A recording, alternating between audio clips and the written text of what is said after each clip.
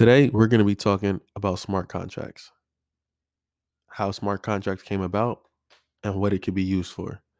Smart contracts was first coined by the famous Nick Szabo, who is a computer scientist, law scholar, and a cryptographer in 1997.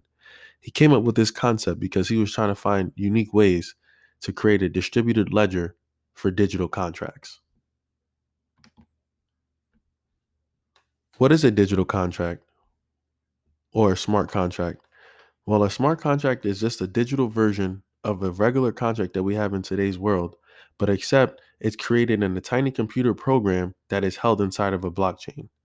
And then also the distributed ledger is able to store these contracts so no one will ever be able to tamper with or alter the contracts that were once created. How do contracts work? Well, let's give an example of how we can see how smart contracts are utilized.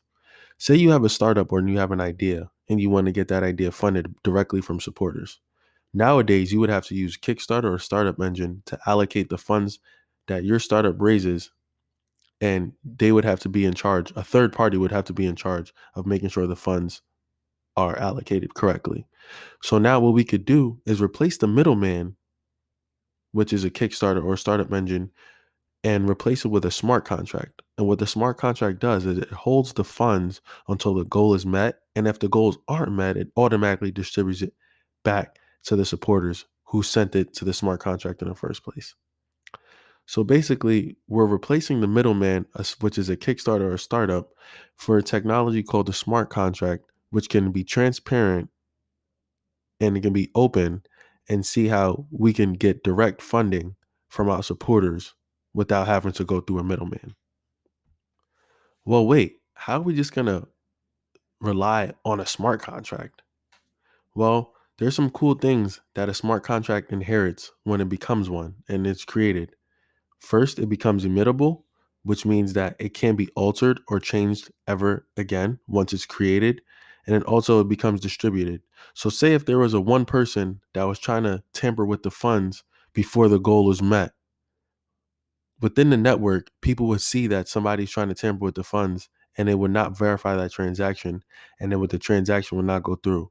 So it creates a secure, safe place for the funds being raised, and no one person can alter it without the verification of everybody on the network. What are some other ways smart contracts can be used?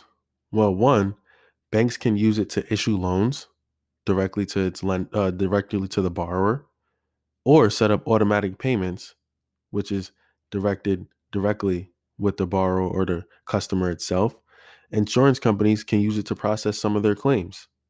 Also, postal services can use it to pay upon delivery.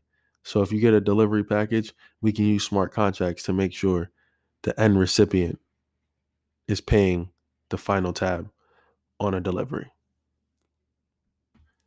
Now, there are a few blockchains out there right now, but the one that supports smart contracts and what it was normally created for is called Ethereum. Ethereum was created and designed exactly for contracts to be eligible to be on its blockchain.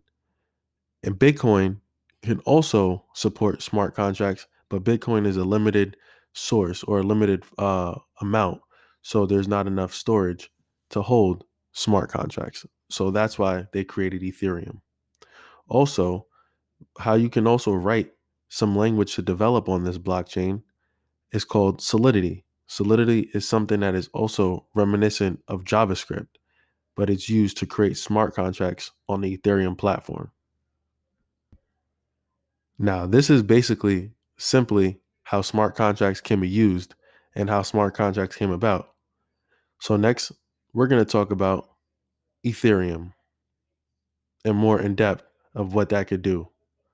But just chill and learn Ether, powered by Lowly Technology. Stay connected.